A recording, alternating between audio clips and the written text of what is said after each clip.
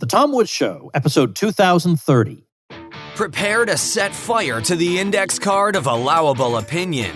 Your daily dose of liberty education starts here. The Tom Woods Show. Hey folks, chances are if you're listening to this podcast, you are surrounded by irrational, panicked people who think you're a terrible person because you don't want to lock everybody in their houses. No amount of reasoning appears to accomplish anything. And not to mention the media has done nothing but stoke fear and fail to provide context. Well, one of the many benefits you get as a supporter of The Tom Woods Show is membership inside the Tom Woods Show Elite. Recently migrated off Facebook, so if that was holding you back, no longer. This group will keep you sane and informed, and as an added bonus, it won't accuse you of wanting to kill your grandmother. Join me in there at supportinglisteners.com. Hey everybody, Tom Woods here. I'm delighted to be joined once again by Daniel McAdams, who is Executive Director of the Ron Paul Institute for Peace and Prosperity, and who co-hosts with Ron Paul the Ron Paul Liberty Report that so many of you enjoy. So Daniel, welcome back. Tom, it's great to be back with you. It's an honor.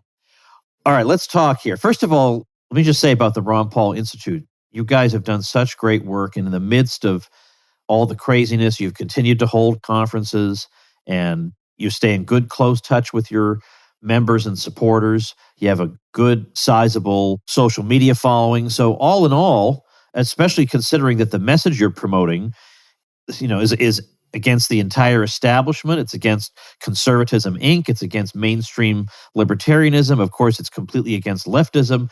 And you're doing it on a shoestring budget. That is one impressive feat. Well, it's lonely out there. Yeah, tell me about it. I'm just kidding. There are so many great people, though. I mean, and it's, as Dr. Paul always says, it's always the quality, not the quantity. And I think for your show and your followers and ours, we've got the quality. Well, I think we have both. I mean, to be producing an episode every single weekday, that's a pretty decent amount of quantity, if I may say so, as a weekday producer. So, yeah, that's true. That's true. So you've struck this great balance, and of course, it's just incredible to me. I mean, Dr. Paul just this year turned 86, and he's the same Dr. Paul he's ever been, and he's still out there doing it day after day. And you guys have done some really, really interesting and important interviews when you've had guests on the show. And that brings me to at least the initial topic I wanted to hit on today, and that is navigating the current tech world when you have a controversial show. Now, so far, the various podcast apps have been one of the havens of free speech. They generally don't take your podcast episode down. I think they're too lazy to listen to them. But YouTube will take them down. And, you have a presence on other platforms. I'm sure you're on Rumble, right? Yes, that's correct. Okay. But are you also on Odyssey?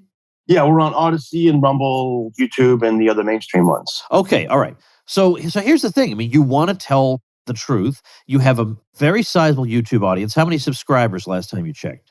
We've got about 1/3 Okay, so that's insane, right? You would never, ever want to start that over again from zero. But if you took a lot of work. Yeah, it took a lot of work, absolutely. And if you say the wrong thing, you're at risk of losing everything. And it's very, very easy for non-content creators to say, oh, just ditch YouTube. Are you out of your mind? I could reach the entire world this way. Of course I'm going to, it's like people saying, why would you go on so-and-so's show? Well, if so-and-so was going to let me talk to his audience, I'd be out of my mind not to do it. So I'm just wondering, how do you navigate that when you're dealing with controversial topics, particularly, for example, involving, let's say the V word, okay? How do you do it? It's funny, Tom, because we started the Ron Paul Institute back in 2013, right when Dr. Paul got out of Congress. And I mean, that's not that long ago, but the world is so different now. I mean, I remember the incredible democratizing effect that social media had on this young, upstart, new launched institute. I remember there was a certain point where we had, more likes or more followers than the Heritage Foundation or something. And it was so exciting. You'd write an article, you'd put it up on your website, you'd put it up on your social media, and you just watch it take off. And it was like, watching the lottery.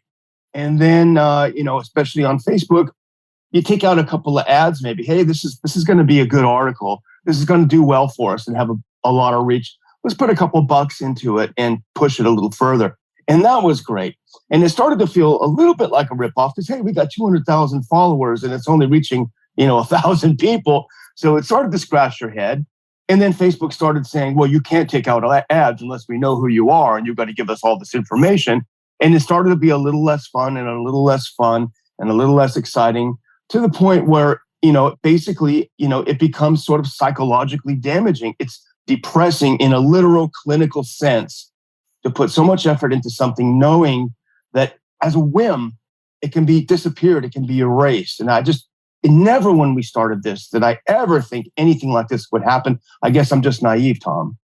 Well, you're going to join me in your naivete because I felt that way also. It seemed like this was a toothpaste that couldn't be put back into the tube. Now, at the same time, it's true that there are alternatives that have popped up. So I'm on Odyssey, and that's where I put all the way I've been dealing with it, which is kind of different from you guys, because you guys have really made YouTube kind of front and center in your content because you are a video show, and I'm not a video show. So yeah. I put my stuff on YouTube just because I figure might as well pick up a few thousand more listens to the episodes, but it's not 100% crucial to me, but I don't want to lose my channel either.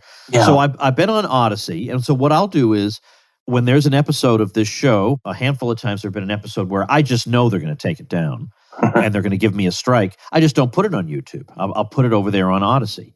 And so that's been my strategy. So for example, the other day I had Mark Crispin Miller at NYU, a very, very interesting guy on. Absolutely no way YouTube's going to let anybody hear what he has to say. So there's just going to be a gap on YouTube that day. And so that's what I did. I just put it over on Odyssey.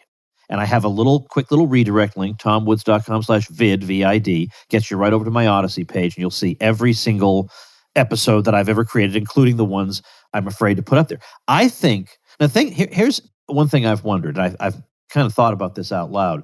Dave Smith talks about a lot of the same topics I do, and he talks about mandates and immunity and vaccines and whatever, and I don't think he's ever gotten a strike.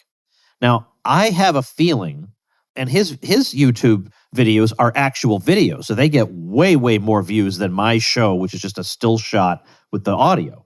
So why is that? And my theory is he very rarely, sometimes he has guests, but most of the time it's just him and Robbie, and they're talking. Mm-hmm. And I think YouTube has it set so that if there are certain controversial guest names that just get triggered by YouTube. And I wouldn't say they automatically delete every single video with that name in it, but I think it prompts a review or some kind of thing. And since Dave doesn't have that many guests, whereas I've had Ivor Cummins, he's radioactive to YouTube. Jay Bhattacharya is now radioactive on YouTube. Even Jay Bhattacharya of Stanford blankety blank University. I think that's in part what's happening. You see, Tom, and I don't mean this in any derogatory way, but what you've just done is literally insane. And it's what I do and it's what everyone does. We sit around wondering, what is their formula? Yeah. What are they trying to do? What does it take? And it reminds me, I'm sure you've read Darkness at Noon. It reminds me of Rubishov as he sat in his prison cell, going over his entire life, wondering what he possibly could have done to displease the party. He was always so loyal to the party. What could it have possibly have been? And that's what we engage in every day. And that's why I'm not even joking when I say it kind of produces a form of mental illness where you sit around wondering, what is that secret thing that they're looking out for? And I better not do that. And I spent some time, as you know, in just post-communist East Europe. And there's a point really where you internalize it and you don't even think, hey, that might be controversial. I won't say it. You don't even think it. And that's pretty scary when you think about it. Yeah, it is. It absolutely is. So I'm doing my best to navigate it. And now I think I talked to you about this when I was down in Texas. I think you were the person I talked to. Yeah. But I'm sorry, my memory as a 49-year-old is not what it was. But I was telling you that I'm going to be interviewing RFK Jr. I know you guys have gotten him. It's a little easier for you guys to get him because of Ron Paul is Ron Paul. It was trickier for me to get him because he doesn't know who I am.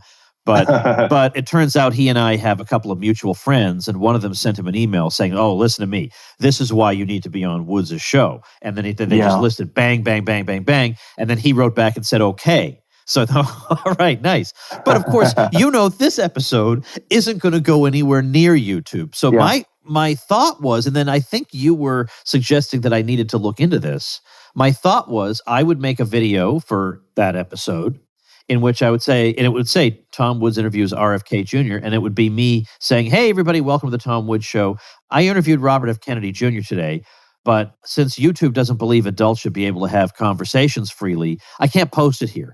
However, it is posted over on my Odyssey channel, whatever. And I think you told me that they have some kind of, I don't know if it's a policy or just a pattern of taking videos down if you promote content on some other video platform.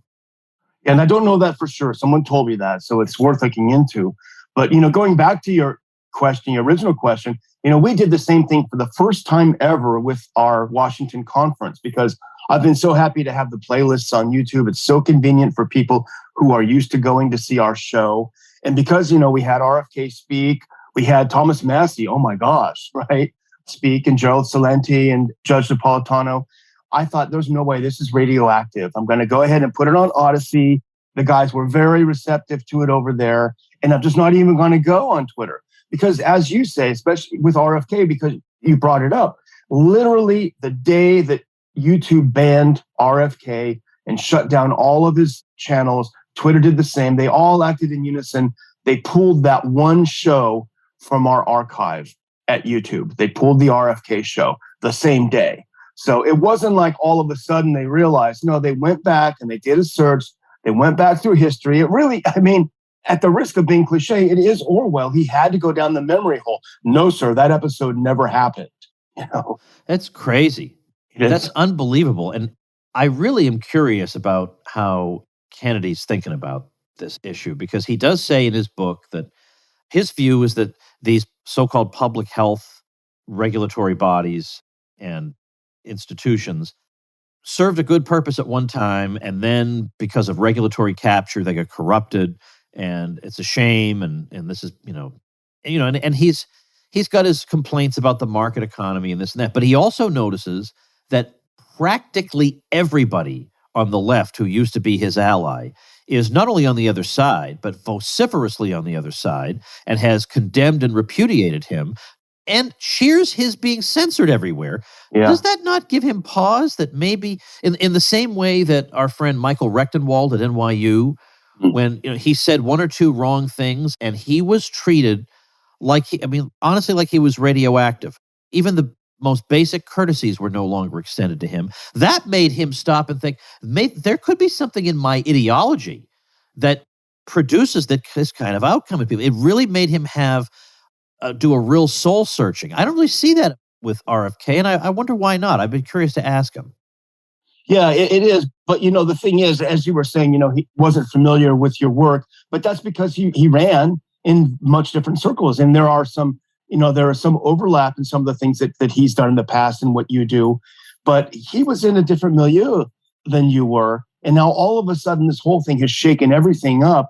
And as you say, he looks around at his once allies on the progressive left. And you're right. They hate his guts. They want him dead. Probably literally. I would be concerned if I was him. They hate him so much because he has such a powerful name. He has such a powerful way of speaking, even through some of his shortcomings and some of the problems that he has speaking. He's powerful. If anyone doubts it, watch the speech that we had him in Washington. But, the same is true with people like Glenn Greenwald, Matt Taibbi. These are people that, because they went outside the canon of the cancel culture left, they find themselves more hated than you or I among the left, probably. It's pretty interesting. But I think what you're suggesting is, will that next leap take place? And I do wonder in people like him. And I wondered, and we watched Greenwald at the Mises conference a couple of weeks ago. And to me, it seemed like he was closer and closer toward embracing a kind of, for lack of a better term, a kind of libertarianism that we espouse. And I wonder if people are going to be pushed more into this camp as they realize that, it's not just that it needs better people and it needs reform. It's that the whole thing stinks to high heaven. Yeah, no kidding. No kidding. Hey, everybody, let's thank our sponsor, BetterHelp. We're heading into the new year of 2022 very soon, so why not resolve to make that a happy year for yourself by striving to overcome the obstacles standing between you and the happy future you want? There are a lot of problems people might face, like depression, stress, anxiety, that are extremely difficult, if not impossible, to overcome entirely on your own. And that is where BetterHelp comes in. I know you look on social media and it seems like everybody has a perfect life, so you feel like there's something wrong with you because your life isn't perfect. Well, I'll tell you something. My life hasn't been perfect, and I've used BetterHelp myself. They figure out exactly what you need. They match you with your own licensed professional therapist, and you can talk to that person over the phone, through video. You can send messages. No sitting in any uncomfortable waiting rooms, no long drives. Not to mention, it's more affordable than traditional offline counseling. They've got a ton of great testimonials, and in fact, so many people have been using BetterHelp that they're recruiting additional counselors in all 50 states. I want you to start living a happier life today. As a listener, you'll get 10% off your first month by visiting betterhelp.com/woods. Join over 1 million people taking charge of their mental health. Again, that's betterhelp, HELP.com/woods. I think I mentioned this once, but I follow an account on Twitter who I don't want to single her out because I don't want to embarrass her, but she's one of these New York City moms who's just, who was a Democrat and who's just been appalled at all the irrationality. And she cannot believe how isolated she now is because she dares to say that all these crazy things being done to kids in particular make no sense. And then this very same person was talking about the need for the public health institutions in America to set out good, reliable guidelines for the American diet. And I thought, why would you want these exact people to set? I mean, there are two good reasons not to do it. Number one, you've just witnessed how they've treated a very important issue over the past 2 years, and it's been completely unreliable and full of nonsense. Well, I guess second, there are three reasons. Second is these are the same people who told you don't eat eggs.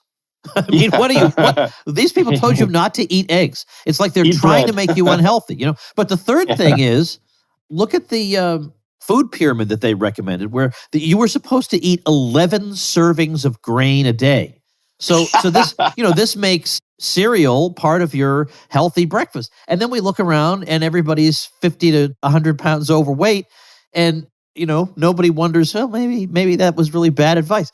So it's really hard to break the addiction to the state. Even when you see the worst of it, her instinct was still, we need to get some good guidelines from public health. That's the last thing we need. Yeah. And I can't fault them because I was there, and I don't want to bore anyone with my story again, but I was there. If only we could get some good people doing foreign policy and stop supporting these damn commies overseas, we'd be on the right track. Oh, that Clinton, what a jerk. And then thank God, I came to the realization that is not the answer. I slapped myself upside the head and started reading Lou Rockwell and realizing that's not the answer. We don't want to support anyone or oppose anyone. And I think they're just not there. And I wish, Dr. Paul always talks about how he wishes he was a better communicator, even though I think he's a terrific communicator, but we all probably feel that way. I wish there was some way we could bring them a little bit further toward our position on this. These things can't be reformed. As was it John McManus once said, you can't reform cancer, right? Yeah. And are you talking about the John Birch guy? Yeah. Funny thing he said to me once, because I would keep trying to say to him, and he's still out there as far as I know. And he's he's in his 80s, and he's like Ron Paul, and then he just keeps on going. I haven't talked to him in a while, but I would have lunch with him when I was in Massachusetts. He had a home there.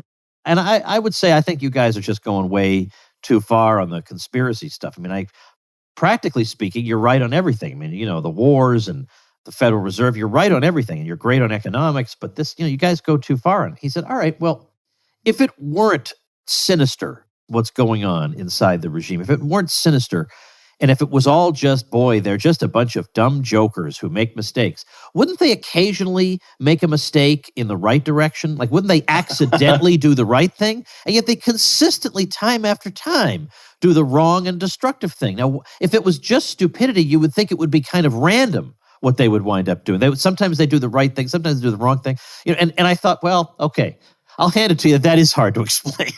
Yeah, it is a good point. I spoke with John at a Catholic conference once, and although with some disagreements, he's certainly a straight shooter when it comes to all this. But that's exactly it. I mean, that's, I guess, my realization this past year and a half, which is, I used to always say those dummies running foreign policy, they're so dumb, don't they get it? And now I'm starting to come to the realization that it's by design. They mean to do these things. It's intentional. So that is a real wake-up call as well. Yeah, and it makes it hard when you try to respond, because your natural instinct is to respond by saying, no, no, no, no, no. If you want to have a good outcome, you should be doing A, B, and C. And then you realize they don't want to have a good outcome.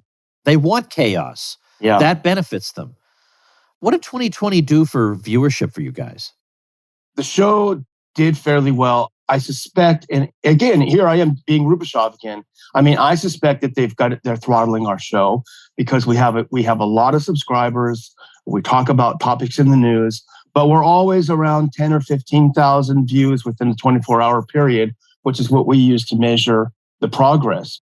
And it's just this feeling that you're getting throttled. Sometimes if we start out really fast within the first hour, all of a sudden it dies off quickly. And, I'm wondering if there's someone that's putting the thumb on the wheel, or something. It's hard to know. Well, I hope this won't seem morbid, but I'm just curious. The day Dr. Paul returned after his stroke, was there a spike in viewership that day?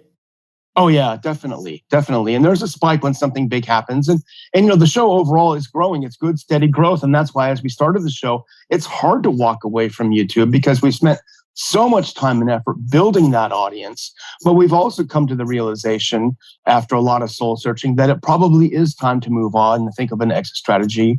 And, we're actually talking to a group now that may make that happen for us. And as hard as it is, Dr. Paul and I are both, we hate change, but it's probably time to do that, probably for our own mental health and for the long-term health of the show. Right. Now, I don't know how the numbers break down in terms of the video viewership and people who listen as a podcast, because you still do have that audience. And as say, so far, the podcast apps let you say what you want. Yeah, and we get a lot more listens on our podcast, the audio only, than we do on the video. So we're on, I think we're on Spotify, and what's the other big one? SoundCloud, I think it is. Yeah. We get 2 or 3 times as much on SoundCloud as we do. And of course, but I'm also thinking about Apple Podcasts or just any app you might download to your phone. I actually use something called Podcast Republic, and it turns out it's only like 2% of podcast listeners use that, but I just find it intuitive and easy to use. Or Stitcher. There are all these, so you can reach a lot of people. But as you say, you built up, this is just not right. You built up. And the thing is, they have this strike system. First, they give you a warning, and the warning does not count as one of your strikes. Then you get 3 strikes. I don't know why they don't just call it 4 strikes. I don't know, instead of this crazy warning and then 3 strikes. So I got a warning, and then I got a strike. My strike, the warning was for one of my episodes with Ivor Cummins. And there was no attempt to explain to me what was wrong with it. But then the second one, the strike, if you can believe it, it was Thomas Massey, a sitting U.S. congressman. Oh, my gosh. Yeah. It's incredible. It's just amazing. I mean, it literally is doublethink, where you're expected to believe 2 completely diametrically opposed things at the same time. And the key word is believe, because I don't know if you saw this, but I think it was a couple of days ago, Twitter announced some new rules that said you would be punished if you tweeted anything to the effect of the shot doesn't stop transmission or infection from the virus. Like, that is a punishable thing. Yeah. And that is so objectively part of the reality-based community. Anyone who tunes into any of our so-called public health experts, they say that exact thing. And there's no way they don't know that. But nevertheless, if you happen to tweet it, you're kicked off for violating community standards. Well, but people have mocked that so viciously that I wonder if they'll actually enforce it. So Glenn Greenwald the other day tweeted out, CDC Director Rochelle Walensky is in real danger of being banned from Twitter because here's a video of her saying that the vaccines can't prevent transmission. Yeah, it's true. But, this is another thing I hate to do, but go back to the commie era. It's always selective enforcement. Yeah. We don't like Woods.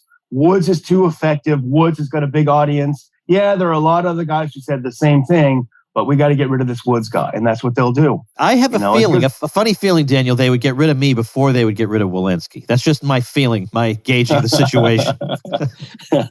But what's amazing is, sorry to interrupt you, but, just the Joe Rogan, Dr. McCullough podcast, it's 3 hours. I can't sit that long, but I watched the beginning. I watched some clips, and it's unbelievable. This is a guy who is one of the most published medical professionals in the world in history. So he's not a slouch by any stretch, and he's not a lunatic by any stretch. He's been editor of some of the most prestigious scholarly journals in medicine and epidemiology, et cetera, et cetera.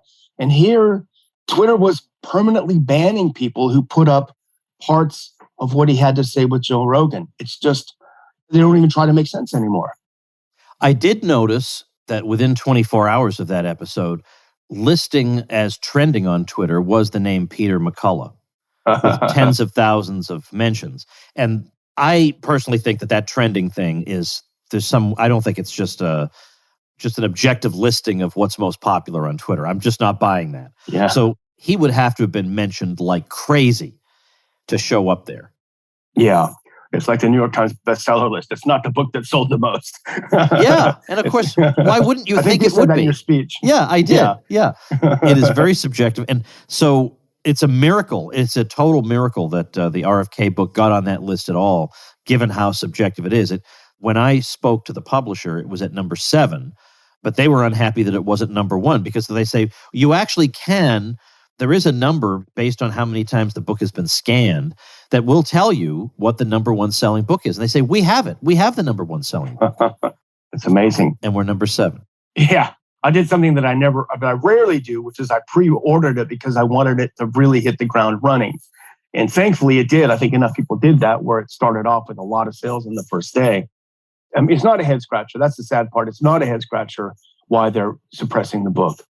It's incredible the extent to which this one man, Fauci, will be protected at all costs. Because this is not a book about public health it is incidentally that, but it is directly an examination of the career of one man.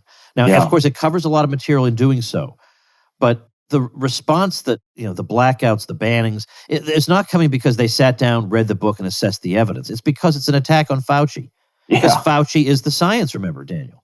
That's right. Just like, I don't know if you saw this AP piece that came out a couple of days ago about RFK. Oh. I mean, it was a raw hit piece. Basically, he's a terrible guy because a lot of people are listening to him. And a lot of people think he's on the right track. So he's awful and evil. It's like Pravda at this point. You just can't believe anything. Yeah. That's not a news story. AP is supposed to write news stories. That's not a news story. That's your stupid, predictable lizard person opinion. And the photograph that accompanied that article, it's a picture of him from behind with his arms in the air. So it looks like he's holding a religious revival. Yeah. Either that or Mussolini, right? Yeah, something weird, and he's a bad guy. Yeah. And sometimes when there are people the media wants us to dislike, and even sometimes when they are unlikable people, they'll find that, everybody, if you have any experience with cameras at all, everybody has some picture where they're making some weird facial expression. It happens to everybody. It's not just evil people, where your face is contorted or something, because you were in the middle of saying a word that contorted your face when you said it. And I've seen time and again, somebody we're obviously not supposed to like, and of all the photos they could use, it's that crazy, terrible one. It happens a lot with Biden, but I think that's just because he usually makes those faces. Yeah, that's right. But yet AP doesn't use those pictures. AP has got whatever. They'll have their file photo. Yeah. The presidential, Yeah. So I don't know. I didn't expect we were going to solve this problem in our conversation, but just get it out there for people to understand that it's a minefield that people like you, Dr. Paul, and I are navigating, trying to get this information out to the public in a way that maximizes the potential audience without compromising the content. Yeah, I think we have to close this on a more positive note. I'm hearing Dr. Paul's voice in my head because he hates when I close the show with something negative. But I think there's so much pent up, in this era of treachery, there's also so much opportunity because there's so much pent up demand for people to tell the truth, like Tom Woods, like Ron Paul, like RFK. And look what's happening to Rumble. I mean, it's billing itself as a free speech alternative. They acquired locals. They're going public. Even Trump is doing business with them. So their success shows you, and I think should encourage us, that even when it seems dark, there are a lot of good people out there, Tom. It's true. It's true. And it's happening slowly, but I do think, based on some numbers I'm seeing and based on an awful lot of anecdotal data I'm hearing, that middle group of people that will outwardly conform but isn't completely convinced, they're not fanatics, they're not cultists, is starting finally to swing our way. Because I think they have overplayed the bad guys have overplayed their hand. And that's somewhat encouraging. I mean, you look around the world, there are so many bad developments. But if any country is going to lead us out of this, despite the fact that we've had no massive on-the-streets protests like we've seen in Europe, if there's any country that's going to do it, it's this one. It's the one we live in. Yes, exactly. And we are doing it. And that's some reason to encourage. We can wave the flag now for a good reason, finally. That's right. That's right. USA. Exactly. We finally get to say that unironically. All right. Exactly. So the website, ronpaullibertyreport.com, if I remember correctly. Yeah, ronpaulinstitute.org is the institute's the institute. Okay. address. Yeah. So I'll put the institute at ronpaulinstitute.org. I'll put that on the show notes page. But continued good luck with it. And, you're doing you know how important the work you're doing is, and we all appreciate it. Thank you, Daniel. Thank you, Tom. All right, everybody, just a reminder that I take a little time off at the end of the year. I'm actually taking less than usual this year. So a couple of episodes this week, a few episodes next week, and then we will hit the ground running starting January 3rd, the first weekday of 2022. I've got 5 great episodes planned for you for that week.